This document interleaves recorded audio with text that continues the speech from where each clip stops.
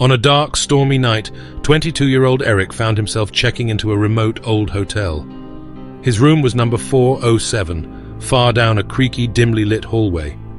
The place had an eerie silence, broken only by the faint ticking of an old clock. The receptionist had barely looked him in the eye and handed him the key without a word. Eric stepped into his room, and instantly a chill ran down his spine. The air felt heavy, and an odd smell lingered, like a mix of dust and something rotten. But he shrugged it off, blaming the hotel's age. After a long day of driving, he just wanted to rest. As he lay down, he felt uneasy. It was as if someone or something was watching him. He glanced around but saw nothing unusual.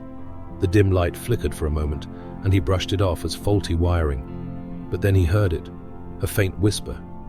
It was so soft he couldn't make out the words, but the tone was unsettling, like someone pleading or warning. Eric sat up, heart racing. The whisper grew louder, transforming into soft, sorrowful sobbing coming from the corner of the room. He turned on his phone's flashlight, pointing it towards the sound, but all he saw was an empty chair.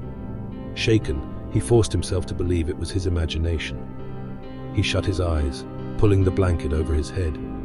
Just as he began drifting off, he felt something ice-cold touch his foot. Paralyzed, he couldn't move. Then, a faint voice, this time unmistakable, whispered, "Get out." He bolted upright, heart pounding as he scanned the room.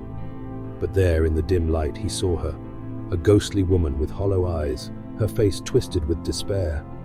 She hovered near the door, staring straight at him, her lips moving as if trying to speak. In a panic, he grabbed his bag and ran for the door, but it wouldn't budge. The woman's whispers grew louder, desperate, almost like a scream. "Get out!" Eric frantically tried the lock, and just as he felt the ghostly figure closing in, the door flung open. He stumbled out of room 407, and as he turned to look back, the door slowly creaked shut on its own. In the lobby, the receptionist, eyes wide, simply said, "You saw her, didn't you? You're lucky. Most people who see her never make it out." Eric didn't wait for any more explanations. He ran from the hotel, vowing never to return. To this day, he tells his story to anyone who will listen, warning them about the ghost of room 407, the spirit who, once seen, rarely lets her victims leave.